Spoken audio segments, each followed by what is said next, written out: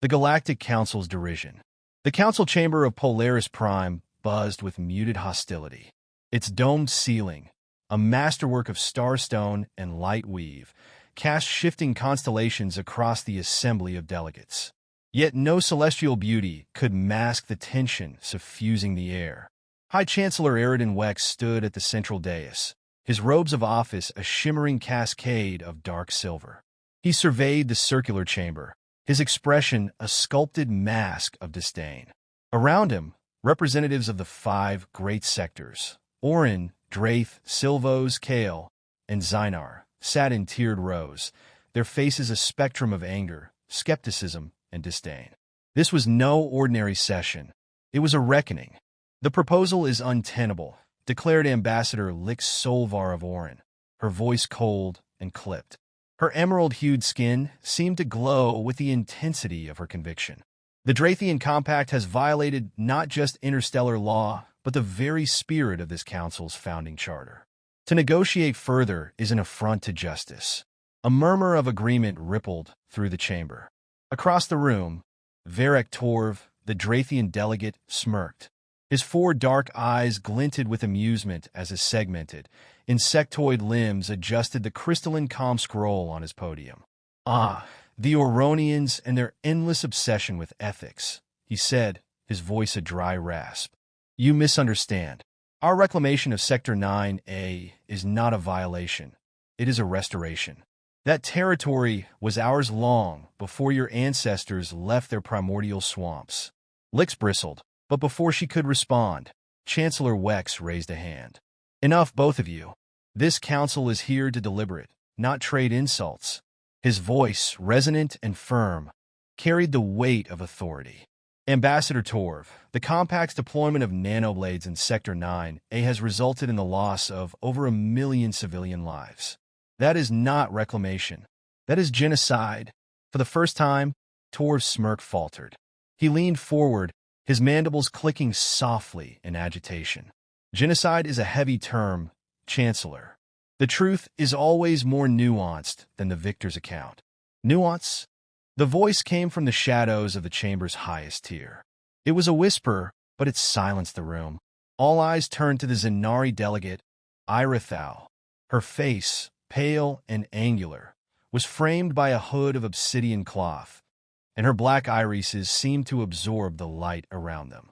She descended to the dais with slow, deliberate steps, her presence like the shifting tide of a distant black hole. "Nuance," she repeated, her tone sharp as a blade.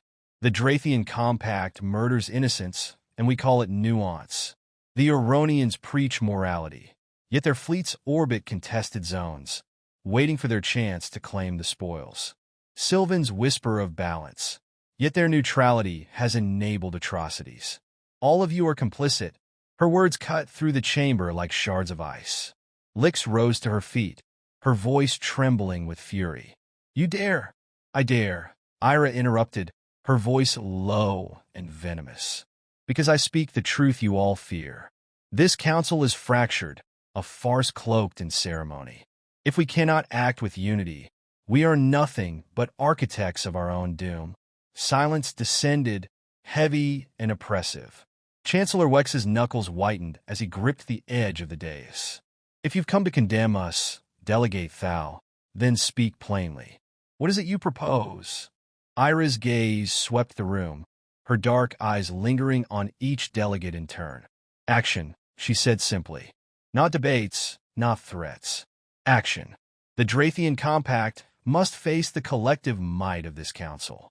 Anything less will embolden them, and others like them. However," she added, her voice lowering to a dangerous whisper, "if we cannot muster the will to stand united, then perhaps it is time we accept the inevitable collapse of this grand experiment." The chamber erupted. Delegates shouted over one another, some in agreement, others in outrage. Amid the chaos, a lone figure in the Sylvan delegation rose to speak. Ambassador Kaylee's Dane was unassuming compared to his peers. His robes were simple, his expression calm. Yet his presence commanded attention. "Enough," Kaylee said, his voice steady but firm. The chamber quieted. "Ira Thal is right about one thing. This council teeters on the brink of irrelevance. However, a war against the Compact would not unify us. It would destroy us. Draith is militarily unmatched, and they would not hesitate to scorch the stars if cornered. Torv tilted his head, his mandibles clicking in amusement. Flattery will get you nowhere, Sylvan. Kaylee's ignored him, turning instead to the Chancellor. We need a third path, one that neither capitulates to Draith's aggression nor plunges us into open war. And what path would that be, Ambassador Dane? Wex asked, his voice tinged with skepticism. Kaylee's hesitated, his gaze flicking to Ira Thal. A strike team, small, precise, and deniable. We target the leadership of the Compact. Remove the architects of this chaos without risking a full-scale conflict. The suggestion hung in the air, a volatile spark waiting to ignite. Torv laughed, a chittering sound that echoed unnervingly. You think you can assassinate our leaders and escape unscathed? You underestimate the Compact. Perhaps, Kaylee said evenly. But it is a risk worth taking if it spares the galaxy from war. Before Torv could respond, Iris stepped forward. I will lead this team. A wave of murmurs swept the chamber. Lick Solver's eyes narrowed. And why should we trust you, Thal? The Zenari are infamous for their opportunism. Ira's gaze burned coldly. Because I'm the only one here who understands what must be done. You bicker over ethics and diplomacy while the Compact consolidates power. Someone must act while the rest of you deliberate. Chancellor Wex held up a hand for silence. He studied Ira for a long moment, his expression inscrutable.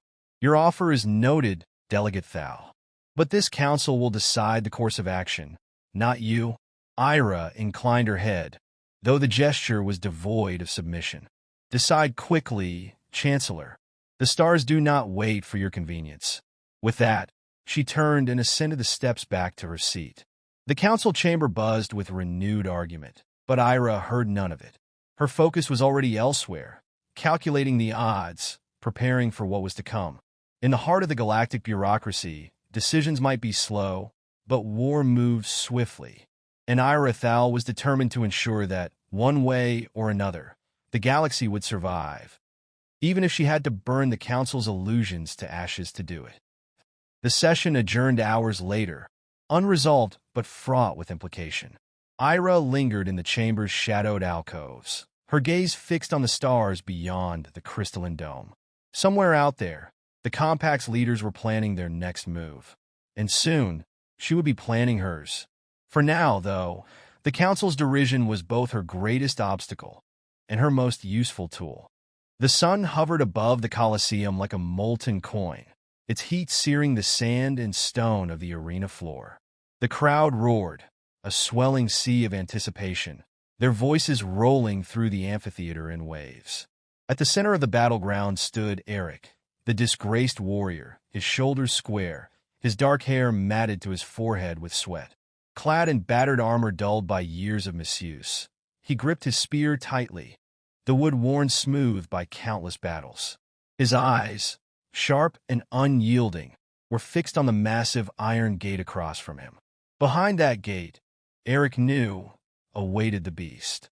The announcer's voice rang out, crisp and commanding, silencing the throng. Citizens of Vornith, behold the final trial of Eric the Betrayer, a man who once defended our walls, but now must fight for his freedom. Will he prove his worth, or will the gods cast their judgment? Eric ignored the jeers and insults hurled from the stands. His shame was already a heavy weight. He bore it in every glance from his former comrades, in the whispered tales of his fall from grace. But here, in this arena, shame had no place. Survival was all that mattered. A deep, guttural growl echoed from beyond the gate, drawing a collective gasp from the spectators. The chains rattled, and the gate creaked open. The beast emerged, a hulking, black-furred monstrosity that towered over any man. Its muscular frame glistened with sweat and blood, and its fangs, each the length of a dagger, gleamed in the sunlight. The creature's eyes, molten amber, locked onto Eric with a predatory hunger. The Wargoth, the crowd bellowed. The Wargoth! Eric's throat tightened. The Wargoth was a legend, a beast said to have slaughtered entire platoons in the northern wilds. Facing it alone was madness. But madness had been his companion since the day he was cast out. The Wargoth paced forward, its claws leaving deep furrows in the sand. Eric raised his spear, testing its balance. He had fought beasts before, but none like this. None so calculating. The Wargoth circled him, its gaze flickering between Eric and the weapon in his hands. Eric took a step back, forcing his breathing to steady. Panic would kill him faster than the beast ever could. He had to study it, find its rhythm. Every predator had a weakness. The Wargoth lunged, faster than its size suggested. Eric dove to the side, rolling to his feet as the creature's claws tore through the space where he had stood. The crowd erupted in cheers and boos, their allegiance shifting with every heartbeat. Eric jabbed with his spear, aiming for the beast's flank. The weapon grazed its fur, but failed to penetrate the thick hide. The Wargoth snarled and swiped at him, the force of the blow sending him stumbling backward. His grip on the spear faltered, and for a moment, he thought he might lose it. "Stand and fight, coward," someone shouted from the stands. Eric ignored them. He had no intention of charging blindly to his death. He sidestepped another attack, his eyes darting across the arena. The sand beneath his feet was loose, treacherous. It could work to his advantage or his demise. The Wargoth lunged again, jaws snapping. Eric sidestepped and slammed the butt of his spear against its muzzle. The beast recoiled with a snarl, shaking its massive head. Eric used the moment to create distance, his mind racing. The beast was relentless, but it was also impatient. It wanted a swift kill. Eric could use that. Circling the arena, Eric began to feint, darting toward the Wargoth and retreating just as it moved to attack. Each time, the beast grew more agitated, its movements more erratic. The crowd, sensing the shift, roared louder. Eric's heart pounded. He was gambling everything on one chance.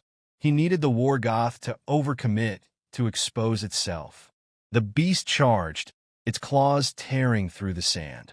Eric waited until the last possible moment, then dove forward, sliding beneath its massive body. As he passed, he drove the spear upward with all his strength, aiming for the exposed underbelly. The spear struck true, piercing the beast's flesh. The Wargoth howled in rage and pain, twisting violently. Eric scrambled to his feet, yanking the weapon free. Blood splattered across the sand, dark and steaming. But the beast was far from defeated. It turned on Eric, its amber eyes now burning with a primal fury. The wound had only made it more dangerous. Eric backed away, the spear trembling in his hands. He couldn't outlast it, not in strength, not in endurance. He needed to finish this quickly. The Wargoth charged again, its movements less fluid but no less deadly. Eric shifted to the side, narrowly avoiding its claws. He swung the spear like a staff, striking the beast's injured side. The Wargoth roared, staggering, but it didn't fall. "End it!" someone in the crowd screamed. Eric clenched his jaw. He had no choice but to take a risk. He planted his feet, raising the spear like a harpoon. The Wargoth snarled and leapt, its massive form hurtling toward him. With a shout, Eric hurled the spear. The weapon flew straight and true, sinking deep into the beast's chest. The Wargoth crashed to the ground, its momentum carrying it forward. Eric dove out of the way as the creature slid past him, its massive frame carving a trench in the sand. The arena fell silent. The Wargoth lay still, its amber eyes dimming. Eric, chest heaving, stared at the beast's lifeless form. His hands were raw, his body trembling with exhaustion. The announcer's voice shattered the silence. "Victory! Eric the Betrayer has conquered the Wargoth." The crowd erupted, their cheers deafening. Eric dropped to his knees, the weight of the moment crashing over him. He had survived, but what came next was uncertain. He glanced toward the stands, where the magistrate watched with a steely gaze. Freedom had been promised, but Eric knew better than to trust the word of men who thrived on bloodshed. As the gates opened to escort him out, Eric cast one last look at the Wargoth. Its death had saved his life. But at what cost? The crowd's cheers faded as he walked toward the shadows, the weight of the future pressing heavily on his shoulders.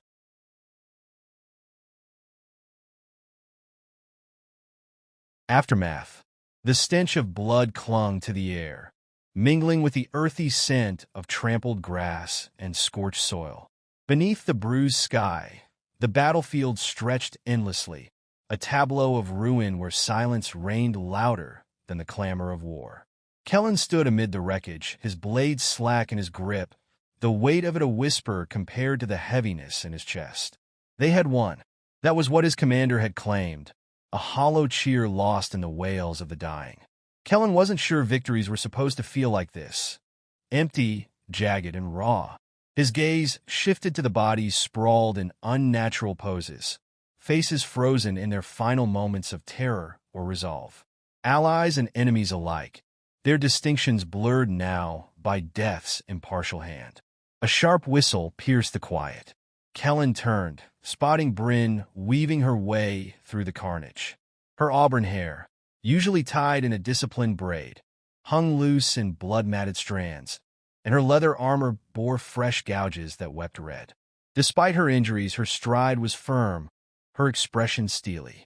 "Thought I'd find you here," she said, her voice cutting through the stillness. "Where else would I go?" he replied, his tone devoid of inflection. He didn't mean to sound callous, but words felt futile in the face of what surrounded them.